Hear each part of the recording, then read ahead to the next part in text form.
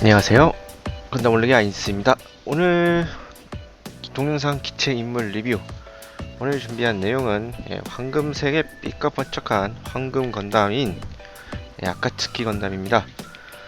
시드 데스티니에서 그 휘황찬란한 외형과 함께 빔 반사라는 희대의 사기성을 끼친 기체였지만 그에 반해서 비중은 좀 안습했던 좀 어떻게 보면 좀 아쉬운 기체죠. 오늘은 아카츠키 건담에 대해 알려드리도록 하겠습니다.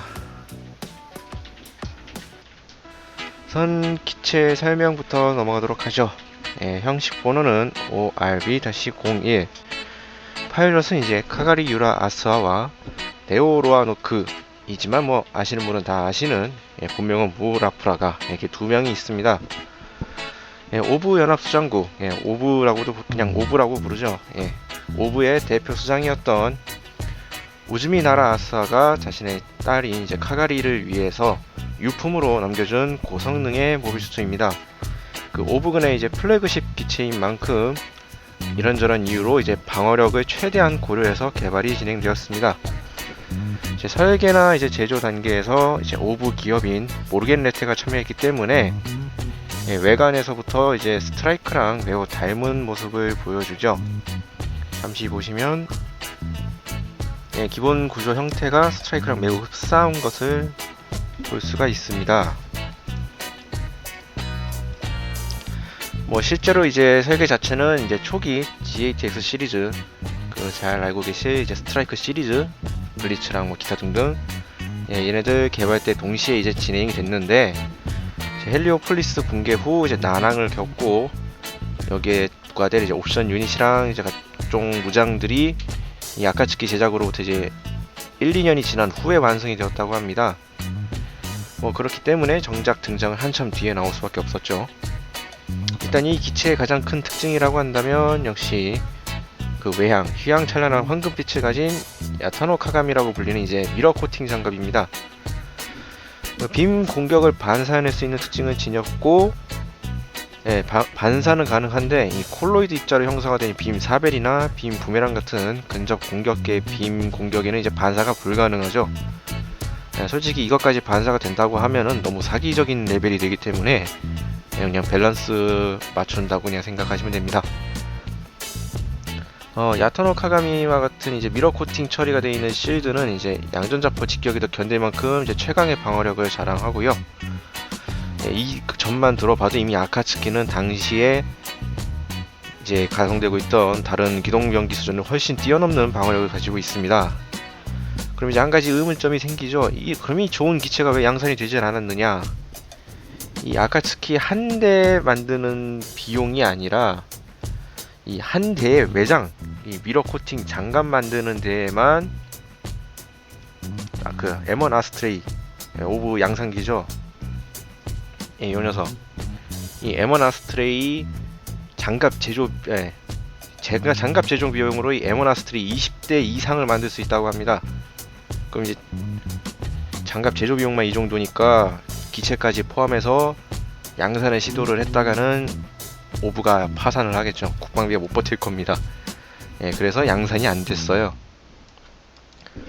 그리고 아카츠키는 아까 설명에서 이미 약간 나왔긴 했지만 완성은 이미 프리덤과 저스티스가 이제 롤아웃 됐던 시기, 시드죠. 시드 그 시기에 이미 소체는 이미 완성이 되어 있었다고 합니다. 다만 이제 OS가 미완성이고 각종 이제 무장이 이제 개발이 늦었기 때문에 실전 투입할 상황이 아니었다고 하네요. 그러다 보니까 이제 시드에서는 아무런 언급이 없다가 이제 데스티니에서 갑자기 갑툭튀하듯이 등장을 해갖고 당시 이제 여러 사람들한테 좀 의문점을 가지게 만들었습니다. 이 아카츠키도 이제 스트라이크처럼 전용 팩을 교환함으로써 이제 지형과 전술, 그 전황 이런 거에 대응할 수 있도록 범용성을 가지고 됐는데 뭐 이제 무장 팩들에 관한 설명은 이어지는 이제 무장 소개에서 추가적으로 다루도록 하죠. 무장 소개로 넘어가도록 하겠습니다.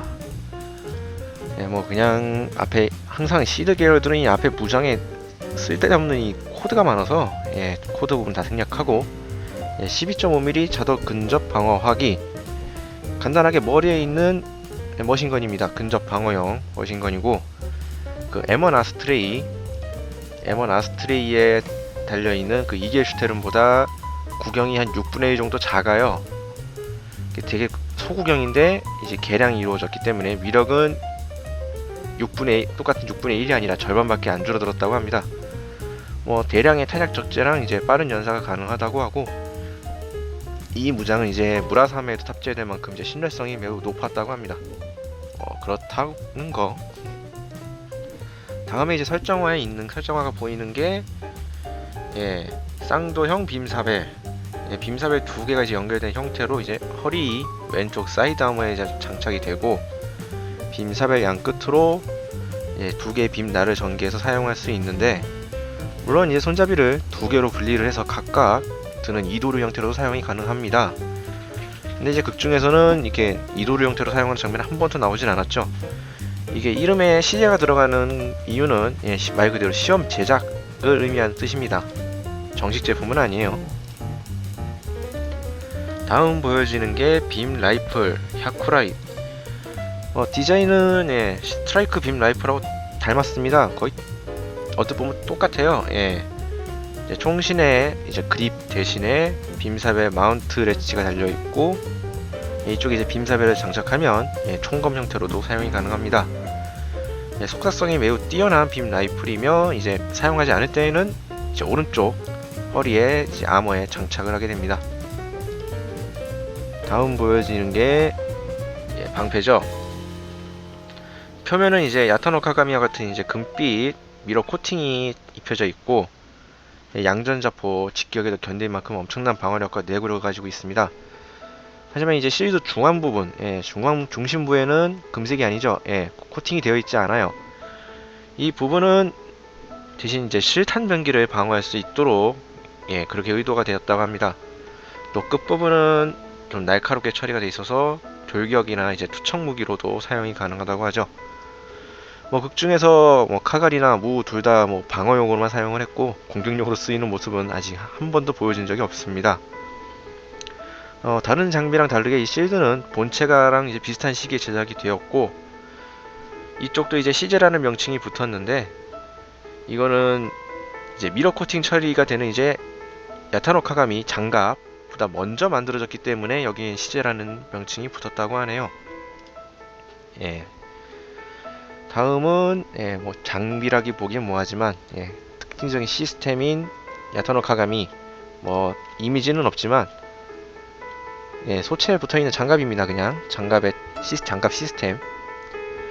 아카츠키의 최대 특징이고, 이제 코즈메이라 세계에서도 유일무이하게 본체랑 이제 백팩에 전부 입혀져 있는 금빛의 특수 장갑입니다. 장갑은 이제 나노 스케일의 빔 회절 격자층과 초미세 플라즈마 임계 제어층, 말이 되게 어려운데, 간단하게 결론만 말하자면 빔 공격에는 거의 무적에 가까운 방어력을 보여주는 장갑이라 보시면 됩니다. 그리고 단순히 이제 빔 에너지를 무력화하는 것뿐만 아니라 발사된 빔을 그대로 위력 그대로 반사가 가능하고, 실제로 극중 데스티니에서도 데스티니나 바비의 이제 고에너지 빔포를 튕겨냈죠. 그냥 그 정도의 굉장한 반사율을 가졌습니다. 그리고 이게 반사도 그냥 튕겨내는 반사가 아니라 빔이 닿기 직전 미리 반사각을 계산해서 그 위력 그대로 이제 적기한테 반사를 해버리기 때문에 반사 신경이 뛰어난 파일럿이 아니면은 자신이 쏜 거에 반사되어 오는 거를 회피하는 게 거의 불가능에 가깝다고 하네요. 이런 놀라운 방어력과 기능을 가졌지만 앞서 말했듯이 생산 비용이 너무나도 비쌌기 때문에 양산이 되지 못했습니다.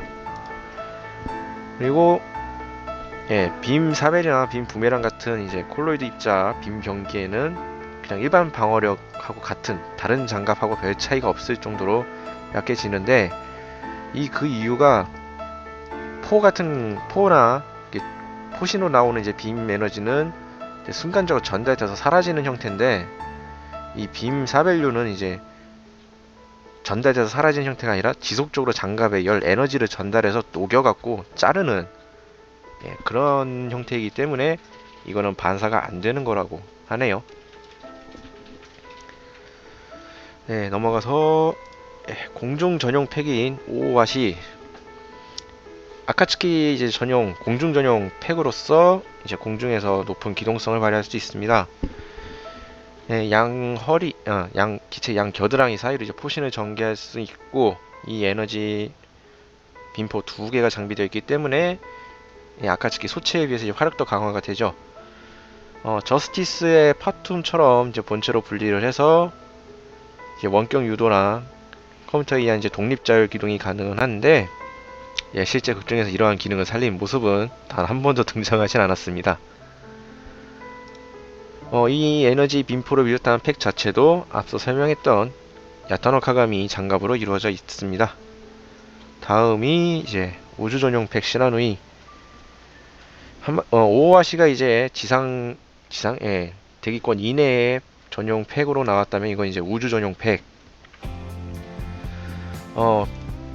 유도 기동 빔 포탑 시스템이 이제 7개를 장비를 하고 있고요. 이 포탑에는 3연장 빔포가 탑재되어 있습니다. 그렇기 때문에 이제 시라누이 자체만으로도 3곱하기7에서 무려 21개의 빔포를 가지고 되는 효과를 가지게 되는데, 드라곤 시스템하고 비슷한 이제 무선 유도식 올 레인지 공격을 펼칠 수가 있습니다. 그리고 이거를 전개를 해서 이제 전함 함척을 완전히 감쌀 정도의 방어 필드도 형성을 할 수 있죠. 뉴건담이 했던 것처럼, 뉴건담에 그 텐트 친다 그러죠. 그 빔필드 형성하듯이 아카츠키도 가능합니다. 이거는 무가 공간 인식 능력이 남달리 뛰어났기 때문에 가능했다라는 설명이 붙네요. 추가적으로 이 시라노이 팩도 원래는 이제 카가리를 위한 아카츠키 자체가 이제 카가리를 위한 기체인데, 정작 카가리는 이 드라곤 시스템을 다룰 만한 공간 인식 능력이 그게 대해서 알려져 있지가 않습니다. 있는지 없는지가 몰라요. 또 이제 개발 때부터 자프트가 이제 독자적으로 개발했던 제 2세대 드라곤 시스템과 같이 높은 그 인식 능력 없어도 평범한 파일럿도 사용 가능한 개량형 시스템을 채용했을 가능성도 있긴 한데, 이걸 채용을 했는지 아니면 이제 높은 인식 능력 없으면 사용이 안 되는 구형인지는 이것도 역시 알려진 바가 없습니다. 근데 일단 무운을 쓰죠. 그 양반 일단 인식 능력이, 그 공간 인식 능력이 높으니까. 이쪽도 이제 오와시와 마찬가지로 빔포드를 비롯한 이제 백팩 전반부에 미러 코팅 처리가 되어 있기 때문에, 일반적으로 이제 우주 공간 휘젓고 다니는 이 빔포드를 이제 빔 공격으로 격추하는 건 이제 불가능에 가깝죠. 격추를 하려면 이제 빔 사별로 가서 때려 부숴야 되는데, 그게 말처럼 쉬운 것도 아니고. 일단 이 시라누이 팩 그 시스템의 성능으로 보면은, 이 시라누이 팩은 아카츠키 본체가 개발된 후에 완성된 것으로 보이기는 하는데, 좀 의문이 가는 점이 있죠. 일단 기본적으로 드라곤 시스템에는 이제 막대한 전력을 소비하는 무장입니다. 그 다음에 보통 이제 핵동력의 탑재를 필요로 하는 무장 체계죠. 카오스가 그나마 이제 세컨드 스테이지 기체인 카오스는 이제 핵동력이 아니라 배터리 구동 기체임에도 불구하고 그 기동병장보다는 이제 시스템을 차용하고 있긴 한데, 얘네는 그래도 듀트리온 빔 송전 시스템 있죠. 그 전함에서 빔 받아갖고 바로바로 충전 가능한 그런 시스템이 있기 때문에 얘네들은 그게 있었지만, 아카츠키는 그런 거를 운용에 전제해뒀다는 얘기가 없거든요. 그렇기 때문에 이제 이 아카츠키에 대한 동력원에 대한 의문점이 또 발생을 합니다. 근데 동력원에 대한 또 정보가 또 나온 게 없어요. 시드에 특히 데스티니 쪽에서 흔히 볼 수 있는 이 설정의 구멍들. 물론 일단 그 메사이어 공모전에 활약을 했던 아카츠키 이제 시라누이 팩의 활약도만 본다 그러면 절대 이거는 배터리 탑재 기체라고는 상상할 수가 없죠. 장시간 동안 엄청난 빔포를 쏴대면서 드라곤 움직이게 되면서 도무지 활용할 수 없는데, 도대체 동력원이 뭔지에 대해서는 밝혀진 바가 전혀 없다는 게 좀 의문입니다. 참고로 일단 드래곤 시스템을 탑재했던 모빌 슈트 중에서 지금 설계하고 있는 아카츠키랑 아까 말씀드렸던 카오스를 제외하면 다른 모든 기체들은 다 핵동력 기체입니다. 대표적인 게 뭐 스트라이크 프리덤이라든지 그 누구니 레전드라든지, 예, 걔네들은 핵동력이에요. 기체에 대한 설명은 이 정도로 마무리 짓도록 하고, 다음은 이제 애니메이션의 활약상들을 쭉 보도록 하죠. 애니메이션 시드 데스티니 리마스터가 지금 한참 진행 중인데, 아직 여기 얘네가 나올 시즌까지 오질 못해서 화면은 데스티니 기준으로 보여드리도록 하겠습니다. 일단 40화 제목이 또 제목부터 일단 황금의 의지였죠. 그 세일한 가문이 지브리 숨겨준 것 때문에 자프트가 오브를 공격하면서 카가리가 이제 뛰쳐나가려 그래갖고, 아버지였던 우즈미의 유언과 함께 아카츠키가 전달이 됩니다. 그러면서 출격을 하죠.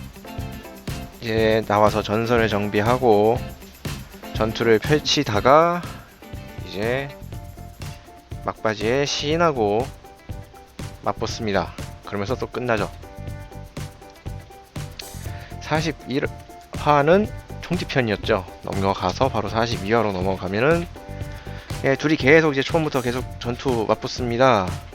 근데 솔직히 카가리가 신에 비하면은 실력이 많이 밀리는 게 현실이죠. 그래서 결국 팔을 잘라먹습니다. 그 이후에는 뭐 키라가 난입을 해서 뭐 여차저차 넘어가게 되고 별 비용이 없어요. 이제 46화에서 잠깐 라크스와 미아가 만나는 그 대목에서 잠시 모습 보여줍니다. 활약은 없고요. 49화에서 뭐 그냥 잔챙이들 계속 싸웁니다. 잔챙이들하고. 그러다가 미네르바의 타노이저가 이제 아크엔젤로 발사가 되죠. 하지만 이거를 전신 미러 코팅 힘에 힘입어서 타노이저를 막아냅니다. 이 장면에서 네오, 그 전까지는 계속 자신이 네오라고 했던 그 양반이 여기서 시드 때의 기억을 떠올리면서 자신이 무라는 것을 완전히 기억하게 되는 계기가 되죠. 그리고 뭐 다시 뭐 그냥 계속 별 비중이 없고, 50화 넘어가면서 또 조모레기만 줄창 상대를 하다가 이제 레퀴엠 발사를 막기 위해서 인피니트 저스티스와 함께 레퀴엠으로 들어가서 레퀴엠의 박살을 내면서 발사를 막죠. 그리고 또 등장이 끝납니다. 아무리 좀 조연기라지만 이거 좀 주연기들에 비해서 좀 활약상이 좀 적어요. 네임드랑 많이 붙지도 않고 보면 계속 조무래기들만 상대를 하더라. 비중은 좀 적습니다. 다음으로 이제 프라 소개로 넘어가도록 하죠. 일단 아카츠키의 경우는 이제 1대100하고 HG 두 가지 제품이 나와 있습니다. 전부 다 일단 전신 매기 처리가 되어 있기 때문에 가격은 동급 제품들에 비해서 좀 높은 편이에요. 우선 1대100 같은 경우에는 일단 저희가 촬영한 자료가 없기 때문에 그냥 공식 사진을 잠깐 보도록 하죠. 공식 사진도 존나 심플하게 하나 있는데 하나 심플하게 나와 있고, 이게 2007년 3월에 6,500엔이라는 상당히 비싼 가격으로 나왔습니다. 당연히 전신 맥기 사진상으로는 항상 이게 좀 광빨이 좀 덜 살긴 하는데 광빨 괜찮습니다. 아주 좋습니다. 그리고 이 제품은 HG랑 다르게 오와시랑 시라누이 두 가지 팩을 모두 가지고 있죠. 세트입니다.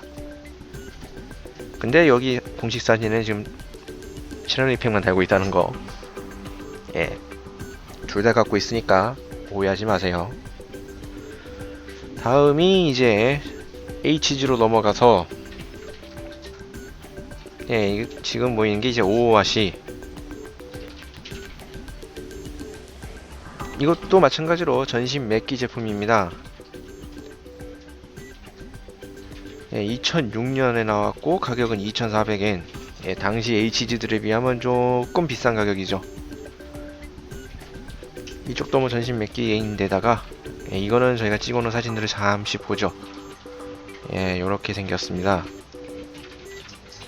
사진을 좀 보시면 아시겠지만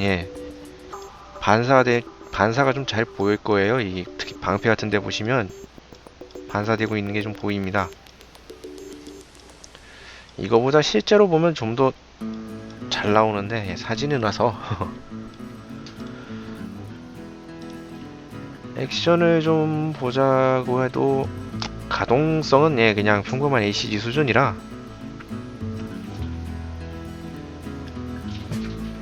뭐 그렇게 딱히 인상적이진 않아요. 애초에 이 아카츠키 시리즈는 그냥 광빨, 맥기 코팅이 이루어지는 광빨로 먹고 산다 보시면 됩니다.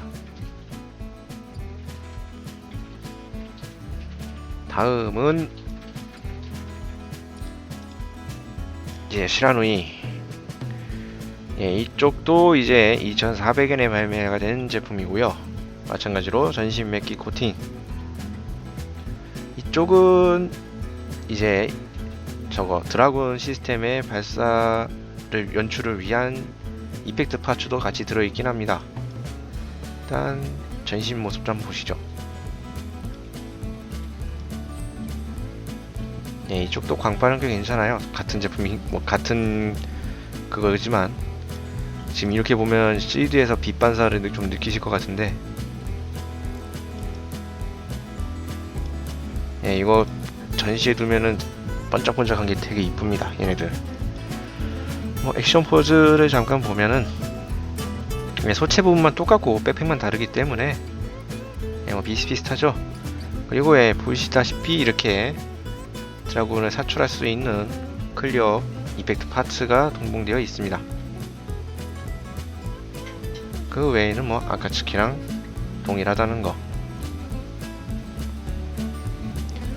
이건 이제 전시해 놓고 이제 스탠드나 이런 데 올려놓고 이제 보다 보면은 이제 보는 각도에 따라서 일어나는 반사광이 실제로 이제 오 하는 소리 나올 정도로 되게 이쁘게 잘 나와요.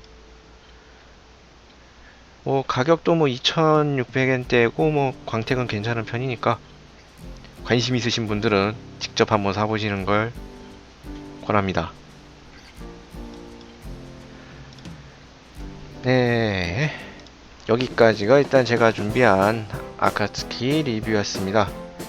뭐 건담 시리즈 전체를 통틀어 봐도 설정이라든지 뭐 외향이라든지 참 독특하다고 볼 수 있을 것 같아요. 전신 황금색 코팅.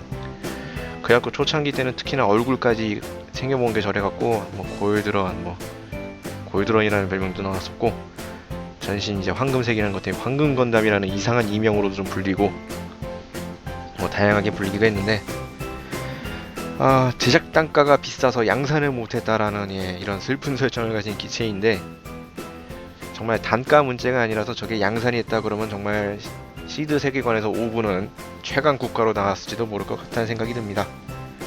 뭐 실제 프라도 맥기 코팅 때문에 좀 고가로 나오긴 했죠. 애니메이션에서도 그렇고 실제로도 그렇고. 아카츠키는 비쌉니다. 그래도 비싼 값은 하네요, 보면.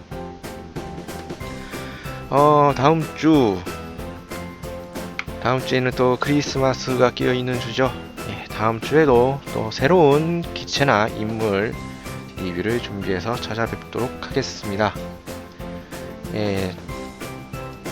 벌써 이것도 얘기가 좀 많이 길어졌는데 긴 시간 동안 시청해주신 분들 감사합니다.